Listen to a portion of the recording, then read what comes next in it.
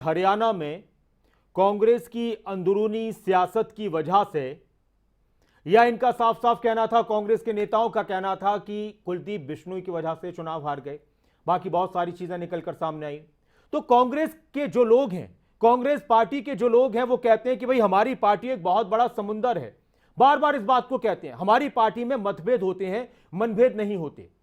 अब राजस्थान से जिस तरह की सियासी गर्माहट निकलकर सामने आ रही है, लग ऐसा रहा था कि अशोक गहलोत अध्यक्ष का चुनाव लड़ेंगे और वो काफी मजबूत भी थे, और सचिन पायलट को मुख्यमंत्री की कुर्सी मिल जाएगी, सब कुछ ठीक रहेगा, वो देश में कांग्रेस को मजबूत करेंगे, वो राजस्थान में कांग्रेस को मजबूत करेंगे। लेकिन मामला बिल्कुल गड़बड़ हो चुका है। और खबर यह भी है कि अशोक गहलोत, इस तरह की खबरें कि वो अध्यक्ष पद की रेस से बाहर हैं। तो कांग्रेस से जुड़ी एक और अहम खबर, सूत्रों के हवाले से बड़ी खबर, कांग्रेस अध्यक्ष पद की रेस से बाहर हैं अशोक गहलोत। और अब कई लोग हैं जो चुनाव लड़ सकते हैं। शशि थरूर लड़ेंगे, यह लगभग क्लियर है। मल्लिकार्जुन खड़गे हैं, दिग्विजय सिंह हैं, केसी वेणुगोपाल हैं, मनीष तिवारी हैं, और यहां तक कि हरियाणा के पूर्व मुख्यमंत्री भूपेंद्र सिंह हुड्डा भी लड़ सकते हैं, क्योंकि लड़ कोई भी सकता है, सबको हक है। हमारे साथ नीरज शर्मा जी जुड़ चुके हैं, कांग्रेस के विधायक। नमस्कार नीरज जी, खबरें अभी तक पर स्वागत है आपका। नमस्कार साहब। नमस्कार नीरज जी, लगता है जब भी कि कांग्रेस मजबूत हो रही है, कांग्रेस को बल मिल रहा है, सब एकजुट हो रहे हैं, तभी कुछ ना कुछ ऐसी सियासत हो जाती है कांग्रेस के अंदर ही जो बहुत सारे सवाल खड़े करती है और असहज स्थिति पैदा कर देती है कांग्रेस के नेताओं के लिए। बिल्कुल सही बात है। नहीं, देखिए नासिर जी, तो बात मैं पहले ये कहना चाहूंगा कि मैं विधायिका के बारे में सदैव बोलता हूँ जी, और संगठन के बारे में, क्योंकि मैं ना अधिकृत प्रवक्ता हूँ, पर वो आपके फोन वाले भाई ने कहा था जी, तो जहाँ तक आप ये कह रहे हैं कांग्रेस कमजोर वाली कोई बात नहीं है जी, मैं कल ही इनफैक्ट आज सुबह ही आया हूँ राहुल जी की भारत जोड़ो यात्रा से जी, जो वहाँ जन सैलाब बिल्कुल नजर आ रहा है। और देखिए, मैं एक बात और कहना चाहूंगा कि हमारे नेता की को कोई ना कोई देवीय शक्ति साथ दे रही है। आज प्रथम नवरात्रा भी है जी, हम साहब एक दिन में 22 किलोमीटर चल के इतना थक गए हैं, जुबान में भी वो गर्म जोशी नहीं है। और हमारे राहुल जी आज लगभग 2 महीने होने जा रहे हैं, डेली इतना चल रहे हैं, तो ये कोई देवीय शक्ति उनका साथ दे रही है। और जहाँ तक संगठन के चुनाव के विषय की बात है, हमारी पार्टी लोकतंत्र में विश्वास रखती है। हमारे यहाँ तानाशाही नहीं चलती है।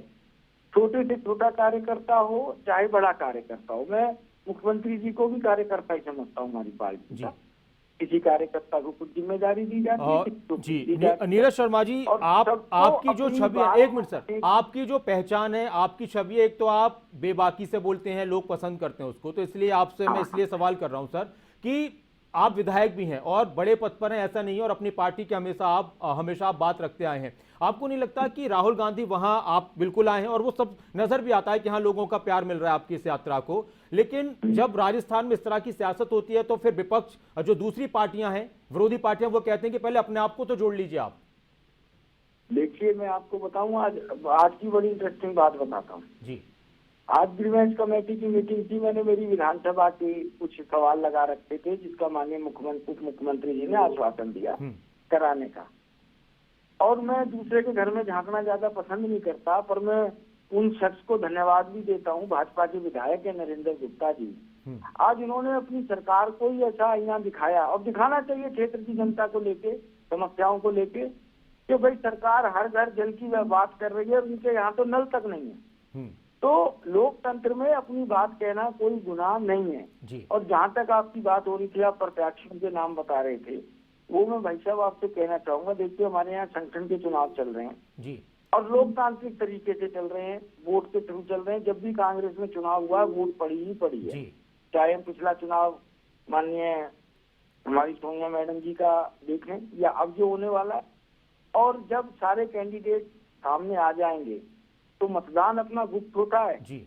उस समय जो भी फैसला है जी, हम लोग लेंगे अपनी अंतरात्मा से। और एक आपने हुड्डा साहब का नाम लिया, हाँ। नीरज शर्मा जी, मेरा सवाल, आप मेरे सवाल के साथ ही, क्या हरियाणा के कांग्रेस के विधायक चाहते हैं कि हुड्डा साहब भी आप चुनाव के मैदान में उतरें? देखिए, हमारे चाहने ना चाहने से नहीं होता, हमारे जो केंद्रीय चुनाव समिति के अध्यक्ष हैं मधुसूदन मिस्त्री जी, उन्होंने बड़ा स्पष्ट कर रखा 24 से 30 तक नामांकन भरे जाएंगे जी। ये फैसला तो हुड्डा साहब का कि वो फार्म भरे या नहीं भरे, पर अगर जो वो फार्म भरते हैं स्वाभाविक बात है हम हर तरीके से उनके साथ खड़े होंगे जी। और क्योंकि हमारे हरियाणा से हमारी पार्टी का राष्ट्रीय अध्यक्ष बने तो ये हमारे लिए भी गौरव। अच्छा, कितना मजबूत दावेदार आप पाएंगे हुड्डा साहब को, कितना मजबूत देखते हैं बाकी और जो कांग्रेस के नेता हैं उनके मुकाबले आप?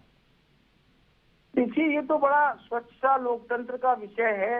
अब जब तक विड्रॉल ना हो जाए, फार्म ना भरे जाए, तो ये हाइपोथेटिकली स्थिति है और इस हाइपोथेटिकली बात का नहीं, एक्चुअली नीरज शर्मा जी, बात यह कि जो ये सवाल आ रहा है ना हुड्डा साहब का, तो दरअसल 23 तारीख को वो दिल्ली गए थे, सोनिया गांधी जी से उनकी मुलाकात हुई थी। उस दौरान उनसे पत्रकारों ने पूछा कि क्या आप भी चुनाव के मैदान में उतर सकते हैं, तो उन्होंने कहा कि ये तो अभी नॉमिनेशन चलेंगे और कौन कौन आएगा ये वक्त बताएगा। तो इसलिए लग रहा है कि उनका भी इरादा बन रहा है कुछ।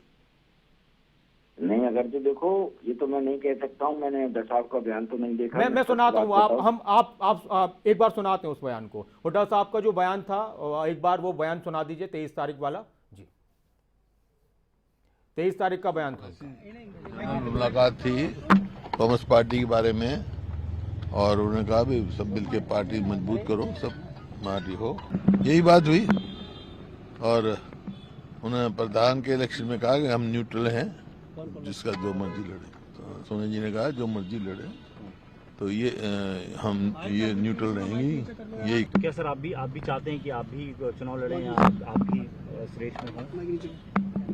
क्या सर आप भी चाह रहे हैं कि कांग्रेस अध्यक्ष पद के? चारे से नहीं होता भाई, जो देखते हैं कौन कौन मरेगा पर्चा। ठीक, तो इसलिए यहाँ पर ये बात आई थी नीरज शर्मा जी, उन्होंने कहा कि चाहने से नहीं होता, देखते हैं कौन कौन भरेगा जी। फार्म भरेंगे, बाकी मैं आपको अपना निर्णय जरूर बता देता हूँ। वैसे तो मत गुप्त रहता है जी। देखिए, हुड्डा साहब के संग हमारे बाबूजी ने काम किया, हमारे पिता तुल्य हैं, और अगर जो हुड्डा साहब फार्म भरते हैं ये उनकी स्वेच्छा पे निर्भर करता है, तो नीरज शर्मा बिल्कुल बढ़ चढ़ के आगे भाग लेगा। बाकी प्रदेशों में भी जाएंगे, उनके लिए वोट भी मांगेंगे, सपोर्ट भी मांगेंगे। और हम भैया लोकतंत्र है, सभी तो कांग्रेस के लिए ही वोट मांग रहे हैं, लोकतांत्रिक प्रक्रिया का हिस्सा है। इसको आप इस तरीके से ना लेके जैसे किसी व्यक्ति में इंटर की यूनियन होती है, सारे लोग इंटर के सदस्य होते हैं, तो जो भी प्रधान चुना जाता है वो इंटर का ही चुना जाता है। हुड्डा साहब चुनाव लड़ेंगे तो हम जरूर उनके साथ हैं। ठीक है जी, शुक्रिया आप हमारे साथ जुड़े नीरज शर्मा जी। और हुड्डा साहब भी संकेत दे गए हैं चुनाव लड़ने को लेकर, उनका भी नाम आने वाले वक्त में आ सकता है सामने। मुकुल वासनिक हैं, मल्लिकार्जुन खड़गे हैं, केसी वेणुगोपाल हैं, मनीष तिवारी हैं, शशि थरूर तो लगभग तय है कि वो नामांकन जल्द भरने वाले हैं। अशोक गहलोत भी कह रहे थे कि उनकी रुचि नहीं है। सबसे पहले कांग्रेस के नेताओं ने एक शर्त रखी, सबने अपने अपने हिसाब से एक शर्त रखी कि अगर राहुल गांधी चुनाव के मैदान में आए, अगर गांधी परिवार से कोई चुनाव के मैदान में आया, कांग्रेस अध्यक्ष पद के चुनाव के मैदान में, तो फिर हम अपना नामांकन नहीं भरेंगे। उसके बाद फिर सबने कहा कि जब राहुल गांधी ने क्लियर कर दिया कि मैं चुनाव नहीं लड़ूंगा, मुझे नहीं बनना अध्यक्ष, तो फिर अशोक गहलोत का नाम, शशि थरूर का नाम उनका भी आया, भूपेंद्र सिंह हुड्डा उनके भी संकेत हैं, कमलनाथ का नाम भी चर्चाओं में चल रहा है, हालांकि वो अपनी जुबान से मना कर रहे हैं कि उनको चुनाव नहीं लड़ना। लेकिन सबसे बड़ी बात यहां पर यह है कि अब अशोक गहलोत चुनाव की रेस से बाहर हैं और इस तरह की मजबूत खबरें आ रही हैं कि वो मुख्यमंत्री ही बने रहेंगे। उनकी ज्यादा दिलचस्पी राजस्थान का मुख्यमंत्री बने रहने में है। इसके अलावा इस तरह की बातें भी हैं कि जो मल्लिकार्जुन खड़गे हैं और अजय माकन हैं, उनकी तरफ से जो रिपोर्ट दी गई है, तो कांग्रेस में जो बैठक हुई है, मीटिंग हुई है, उसमें यह भी लगभग सामने आया है कि अगर अशोक गहलोत को लाया जाता है तो फिर उससे एक गलत मैसेज जाएगा कि वो अपने पद की वजह से, राजस्थान में जो सियासत गरमाई है, उनको पद की ज्यादा लालसा थी कि वो दोनों पद पर रहना चाहते, तो शायद वो कांग्रेस को देश भर में मजबूत नहीं कर पाए। क्योंकि जो ये सिलसिला चला है राजस्थान की सियासत में इन 2-3 दिन के अंदर, इससे बहुत ज्यादा नेगेटिविटी गई है कांग्रेस को लेकर, खुद अशोक गहलोत को लेकर, तो शायद उनसे अब ज्यादा लोग नहीं जुड़ पाएंगे। और अगर वो आते हैं तो फिर सचिन पायलट उनका समर्थन नहीं कर पाएंगे, सचिन पायलट के साथ जो उनके सहयोगी अलग अलग राज्यों में, वो उनका सपोर्ट नहीं कर पाएंगे, तो पहले से ही मामला गड़बड़ हो जाएगा। तो इसलिए इनको साइड कर दीजिए अब तो। और हमारे साथ सुरेश गुप्ता जी जुड़ चुके हैं, कांग्रेस के, हरियाणा कांग्रेस के कार्यकारी अध्यक्ष। नमस्कार सुरेश गुप्ता जी, खबरें अभी तक पर स्वागत है आपका। नमस्ते जी। सुरेश जी, कोई ऐसा कुछ फैसला कभी कांग्रेस में नहीं हो सकता जिसमें सब मान जाएं, सब कहें कि बहुत अच्छा फैसला हुआ, सब साथ में है। अब ऐसा ही राजस्थान में अगर हो जाता तो शायद सब कुछ ठीक रहता, लेकिन वहां भी घमासान मच गया आपस में। नहीं, देखिए ये बात ये है कि हमारी कांग्रेस की अध्यक्षा श्रीमती सोनिया गांधी जी हैं, वो जो भी कोई फैसला लेती हैं, राहुल गांधी जी फैसला लेते हैं, सब चीजें अपने समय पे सब चीजें होती हैं। जो राष्ट्रीय अध्यक्ष का फैसला है, वो जो भी नॉमिनेशन भरेगा उनका अपना अधिकार है, कोई भी भर सकता, मैं भी भर सकता हूँ, कोई और भी भर सकता है। ठीक है, तो फैसले सारे ठीक होंगे। आप ये कह रहे हैं कि जो फैसला सोनिया गांधी लेती हैं, राहुल गांधी लेते हैं, वो सब मानते हैं कांग्रेस में?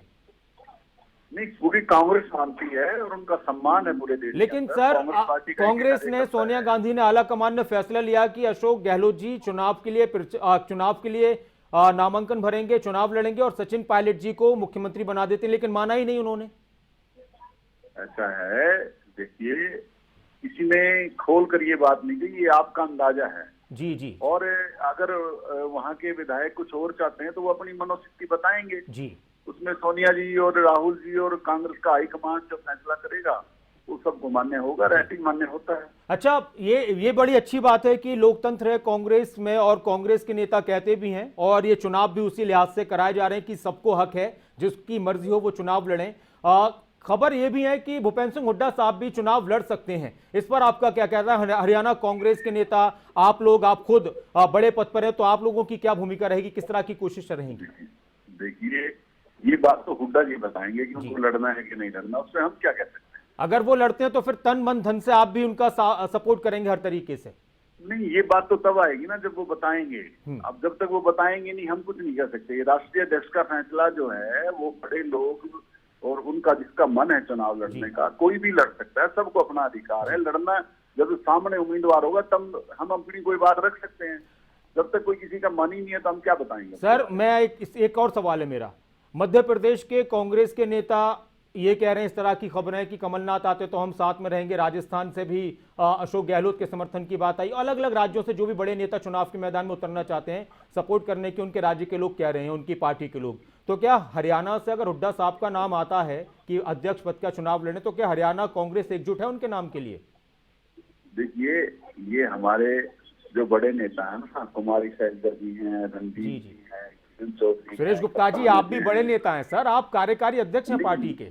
मैं ये कह रहा हूँ कि सभी लोग, अगर हुड्डा जी अपना मन बनाते हैं कि वो चुनाव लड़ेंगे तो अच्छी बात है, बुरी बात कौन सी है जी? उनको अधिकार है लड़ने का। जी, आपका सपोर्ट रहेगा उनको?